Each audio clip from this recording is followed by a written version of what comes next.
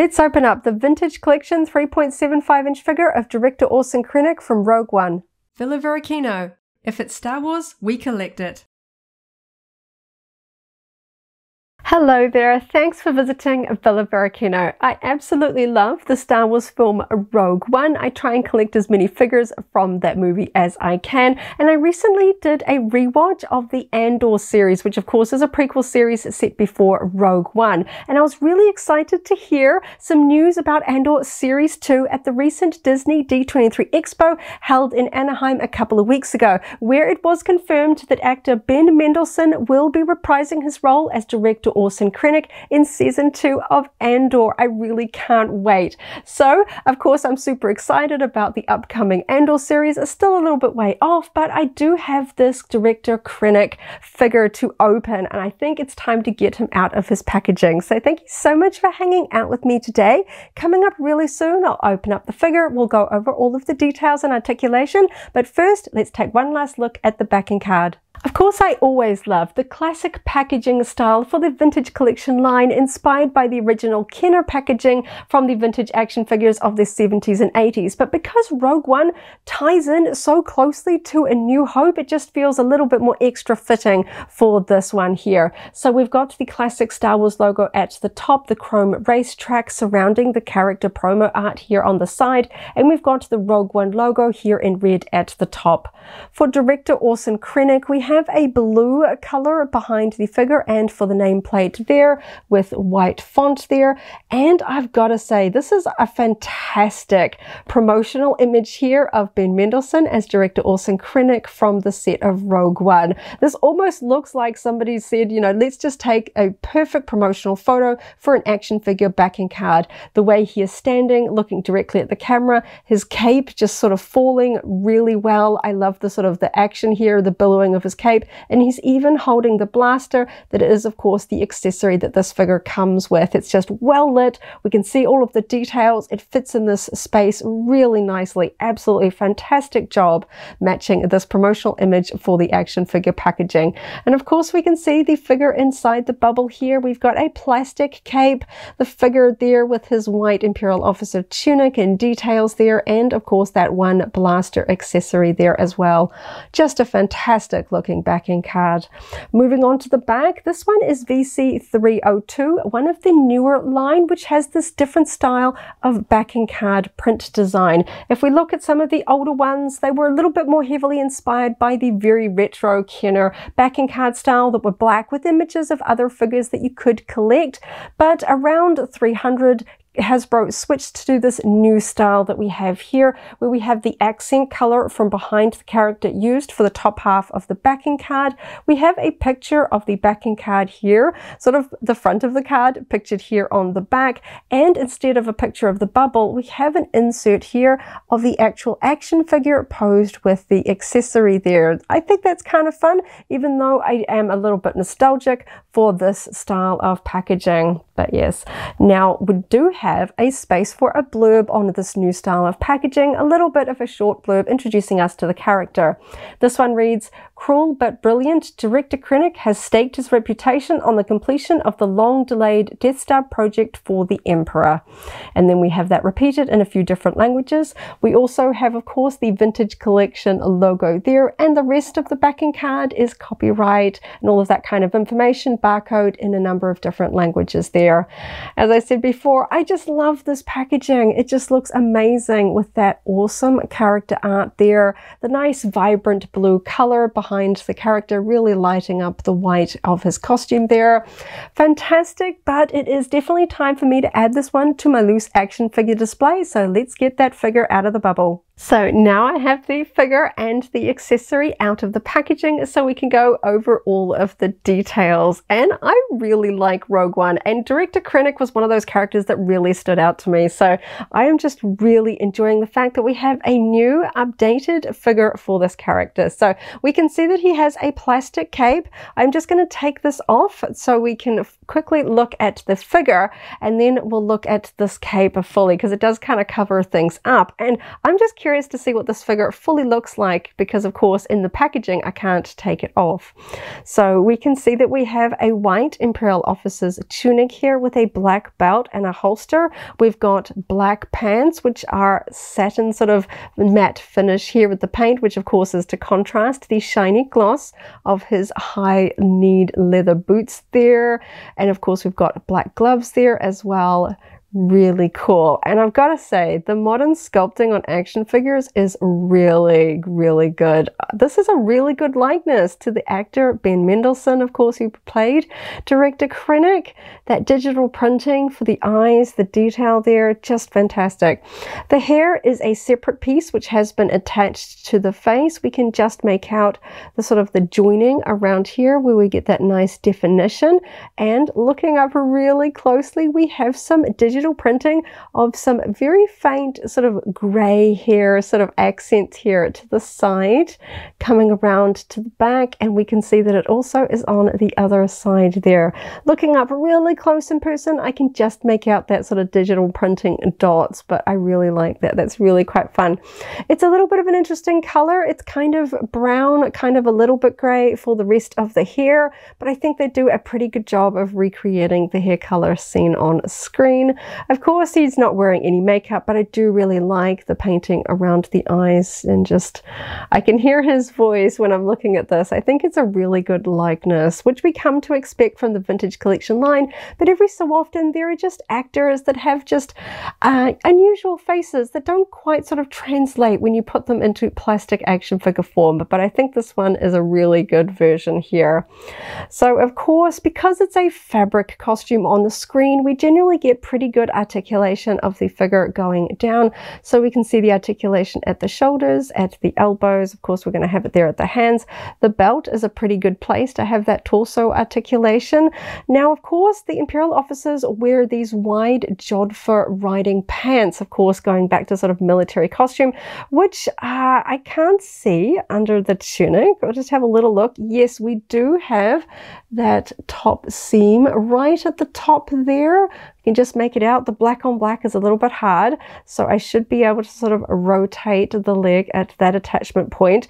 And the gathered fabric comes down in the sculpting. Of course, it's plastic, but the costume of the fabric comes all the way down to the top of these knee-high boots.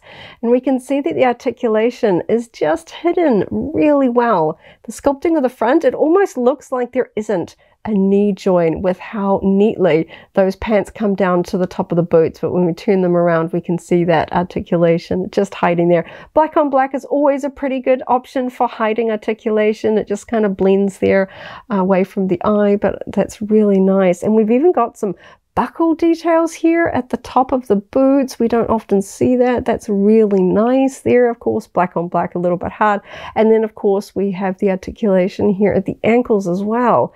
Just fantastic. Even at the back of the elbows, we've just got a really nice, smooth line. I can even see what would be the seam line on the original costume running down on the back of the sleeves here. And, of course, the seaming coming through here on the back. We can see all of those lines sculpted in there.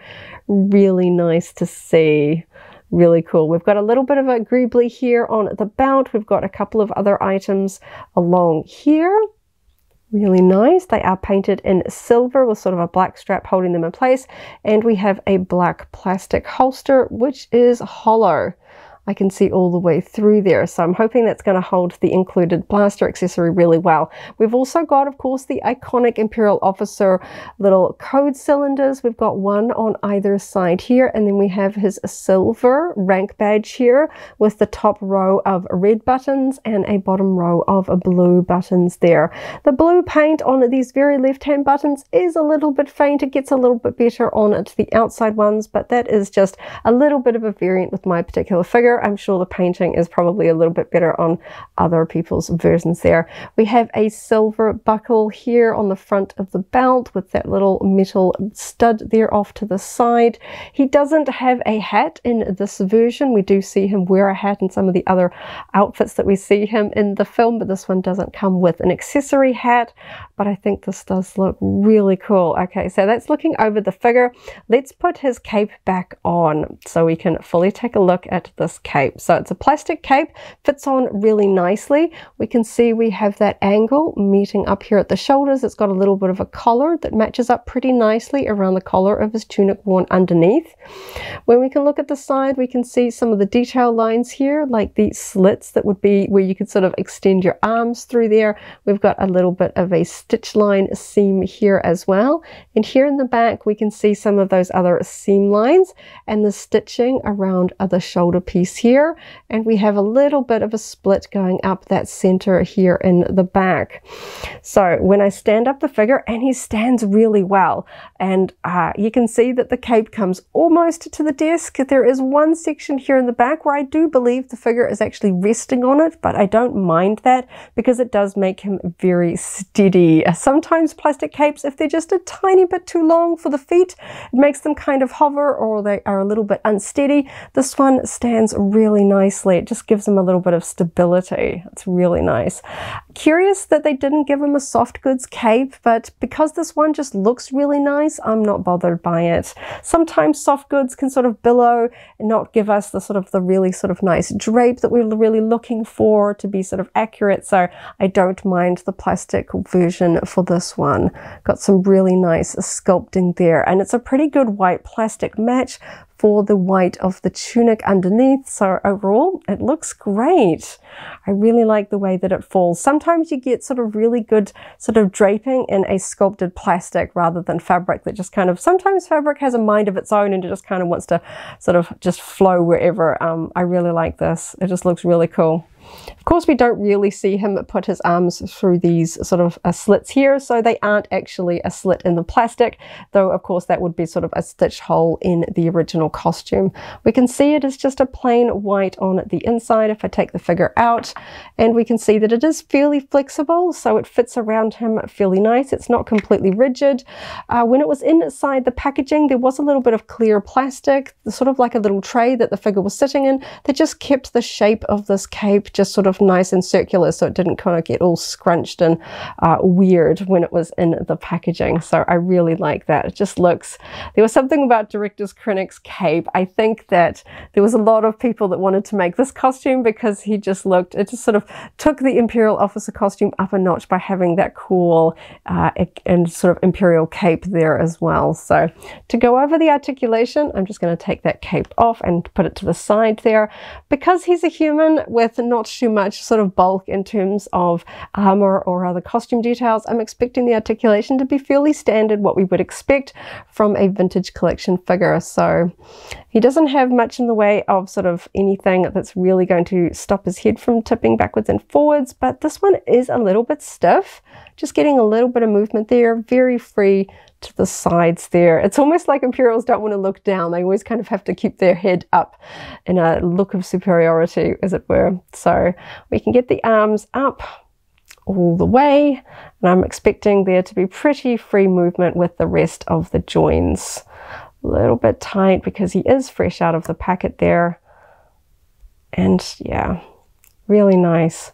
We do have that trigger finger extended on his right hand there, which should be good for putting that blaster accessory in his hand. We can see the shape of his grip just there, and on the other hand we have just a very, very tiniest extension of the trigger finger, but it's not separate to the rest of the hand, so that one would be good for, I don't know, holding something else. I guess I will try the blaster in this hand, but I generally think I'll probably put it in this one, even though he is actually holding it in his left hand in that promotional photo there on the backing card.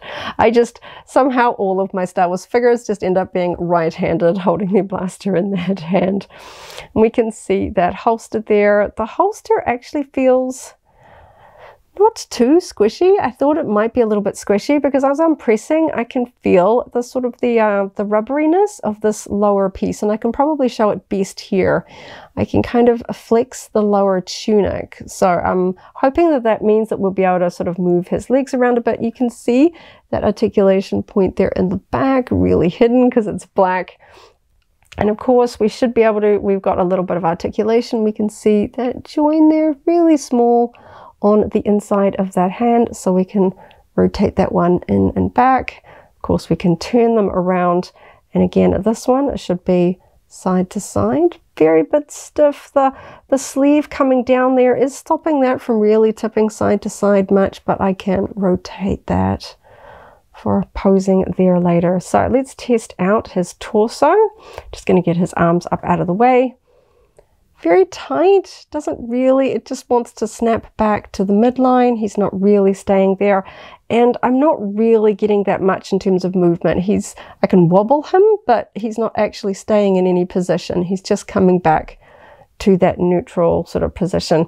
And one thing that I've noticed with these Imperial Officer belts is the tops of them are often white. Like, we've got the buckle here painted in silver across the top. Very nice and clean, but then the sides of the belts, if I can get his arm out of the way, the black belt, now this top of the belt should be black as well, but we can see turning all the way around until we get to another detail that it is kind of white rather than black. And we can see that Hasbro can paint these details up close, because I assume these are painted before the torso is inserted, because the top of that belt buckle is really tidy going all the way in. So I'm not sure why the belt is white across the tops like that. I don't know if it's so that it sort of just looks more white altogether, because it just kind of looks just a little bit unfinished. I kind of want to, you know, just go in there with a tiny paintbrush and sort of paint along the top, particularly around this section here. It just looks a little bit odd, and I'm not sure why that is. Because other than that, the paint job on this is really good. So because of this attached holster, I'm not expecting this particular section of the front of his tunic to flex up, and I really don't want to split. We do have these side splits here in the plastic, but if you stress them too much, you can create a crack in the plastic and kind of split the plastic up further than the top of these intentional splits, which I don't want to do. Obviously, don't want to wreck my figures, but I will just do a little bit of a stress test here. So I can get his leg to about there, and that's where that one wants to stop, and I can see that articulation point there. You can also see the sculpting of his sort of pointed flared pants kind of sticking out there to the side. Very unusual kind of shaped pants to sculpt, but I think they look really good on this particular figure. Sometimes they look a little bit odd in some of those other older sculpts, but that rotation works really well. Let's just test this side. I don't think I'm going to get very far. Getting to about there, and it really feels like that's creaking and pushing against me. So he's not really going to be doing much, but I generally don't think of Imperial Officers as being particularly actiony. We do see Deirdre Mero in the series of Andor getting into a bit of action in those final episodes, but still, they're not as acrobatic as Jedi with lightsabers or anything like that. So we can obviously rotate at the knees a little bit here, and let's test out to see how well we can get those knees. So I can get them to about there. It's pretty good before we get the sculpting on the backs here, sort of hitting into the boots as I expected. And oh, tight ankles, but they do click, and I can kind of get them quite in line with the front of the boot, which is quite nice. That's quite a steep angle actually. So I don't think I'm going to be putting Krennic on his knees, but yeah.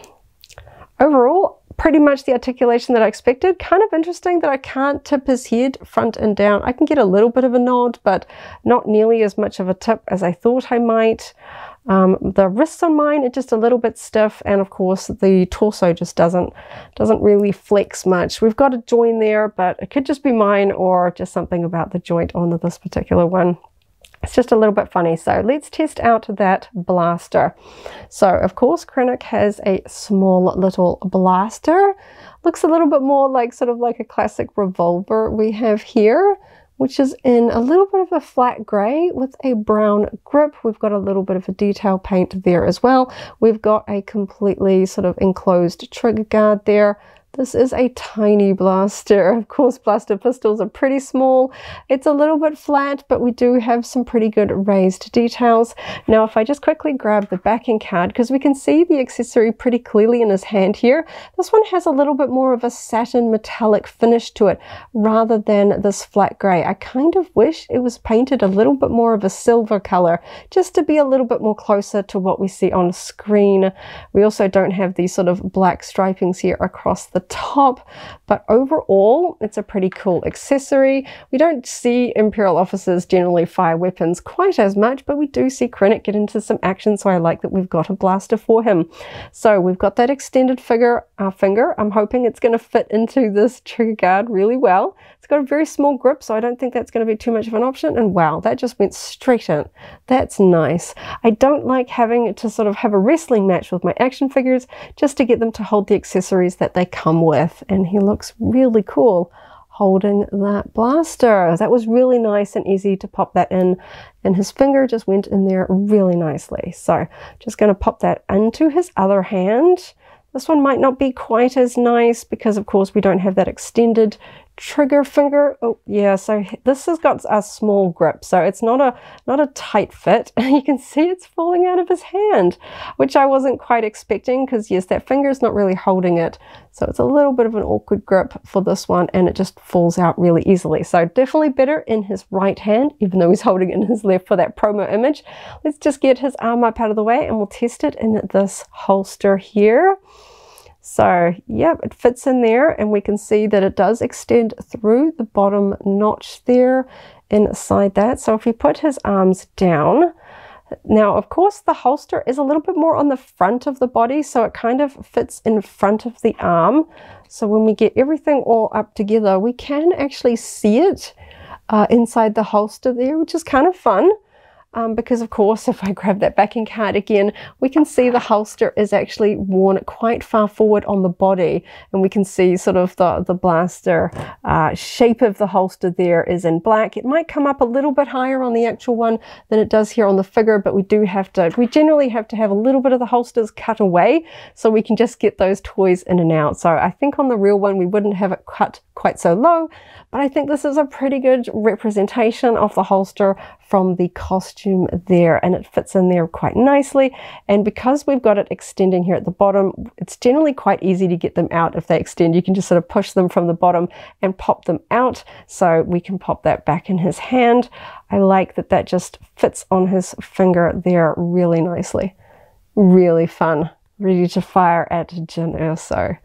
Fantastic. So I do have an older figure of Orson Krennic for a little bit of comparison, and I know sometimes it can be just, you know, I'm obviously not trying to really compare the two because there is a lot of years between them, and unfortunately for Rogue One specifically, a lot of the figures came out during the 5-point of articulation period. So as you can see, it's not even really a comparison. When I put these two side by side, there is a lot of differences here. This was 5-point of articulation. It was sold in that kind of era where Hasbro was doing more sort of toys. They came with big chunky accessory blasters that fired plastic missiles that were just obviously had nothing much to do with the characters themselves. But if I hold these two, let's have a little bit of a look at the detail. And of course, the strongest one here is going to be that face. The eyes on this one are kind of a little bit more striking, shall we say. The hair is much lighter, and the facial likeness is just so much better on this modern vintage collection figure as well. We can see a lot of other updated details if I just get them to stand here for a minute. We can see the rank badges. This one here is just white with those red and blue sort of checkers painted there on it. This one has the proper silver rank badge with the colors on top, which is really proper. And we also have a much different shape on the cloak. It's angled a little bit. This one here is a little bit more square. On the backing card, it has more of an angled shape. Now, popping them back, I think this is really interesting. This one, we have a cape that goes all the way to the ground, and this one, it's kind of short. You can see it's not actually coming to the ground here. But what I think is really interesting is that this one seems to have more texture and, dare I say, more detail than this newer vintage collection one. if I hold them up really close, particularly around the shoulders, this one just has a little bit more of a texture and sharper detail lines. When I look at the bottom, this one just looks like it's got more texture. It's almost like this one's a cast of this one or something like that. There are differences. You can sort of see some of the sculpting lines. They feel like just a little bit different. The shoulders, this one's got a tighter fit, more like a collar. This one is a little bit softer around the neckline and things like that. So I don't think, but it feels like somebody looked at this one. You can see the stitch detail lines here for that sort of slit from the costume. I can just see more detail on this one here than I can here. I'm not quite sure why that is. I can even see these lines a little bit more clearer. I can just make them out on this one. It's just kind of interesting. You can really see the difference in the hair color there, can't you? And everything else like that. Another big difference that I thought was interesting, if I take their capes off, is that the guns of the blasters are very different. So I kind of wanted this one to be a metallic silver. This one actually does have a metallic silver, though I do think the blaster looks kind of similar to this one. I'm not sure if it's the same sculpt. Unfortunately, mine is a little bit bent because it has been in the holster for a few years, so unfortunately it has bent a little bit over time. But we can see that we do have that metallic silver, and this one is just that flat gray. The holsters are a different shape, and we've still got the sort of the details on most of the elements. They're all kind of the same. We can see the same shapes on the boots and the pants and everything like that. But there is just something about the vintage collection, and obviously the level of articulation. This is 5 points. He only sort of pivots at the head, the shoulders, and the legs. So he's more of just sort of he's very sturdy. He just sort of stands there. But this one is just absolutely fantastic. For such a central character, I really like having this new and improved action figure. And I'm so excited that we're going to see more of Krennic in the second series of Andor. I can't wait. Also, I know this figure is a little bit older by now, so it's probably just the age of the figure. But this one just has a better white.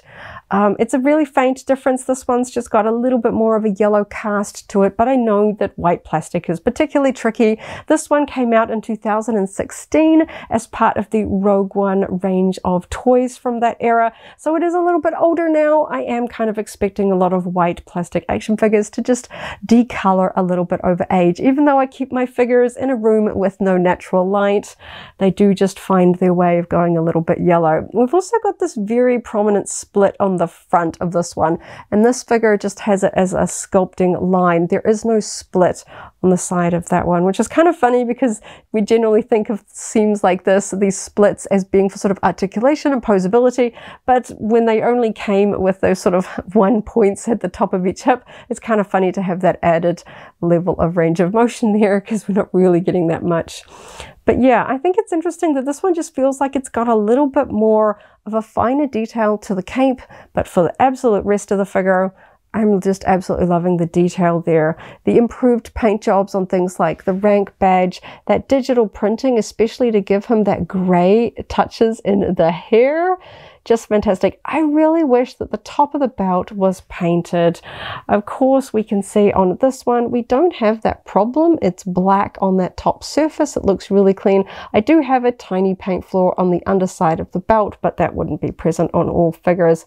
But it's just kind of, it's a shame that we've got that nice, tidy black top to the belt on this very older figure, and we don't have it on this modern one here. But I'm still gonna have this one in my Rogue One display, of course, but this one is probably going to be more towards the front. It just looks fantastic. I do kind of hope that we do get some of the other versions of Director Krennic. He does wear a couple of outfits. We see a bit of a time jump. We see him when Jyn Erso was very young, and then we see him in the sort of contemporary timeline leading up to A New Hope. So maybe we'll get a different outfit from the film at some point in the future. And I can't wait to see him in the second series of Andor. I really like, in Imperial officers. I know they're not always perhaps the most exciting of toys. Perhaps young fans aren't the most sort of drawn to them. Perhaps, you know, the Mandalorian and characters with lightsabers are always going to be popular picks, but I really like the Imperial officers of Star Wars. They are so prominent, and it's kind of fun sometimes to root for the bad guys. I love Deirdre Mero in the Andor series. I'm looking forward to getting action figures of her for my Andor collection as well. I think she's fantastic. So this was really fun. So many fantastic details, the likeness on this, the details. We've got much more articulation than this older one. Just that face, so much better. Absolutely fantastic. So thank you so much for hanging out with me today as I opened up another Star Wars Vintage Collection action figure, checked out all of the details, did a little bit of comparison, and had a lot of fun. I hope you have a wonderful morning, afternoon, or evening wherever you are in the galaxy, and let's hang out again very soon for more Star Wars fun.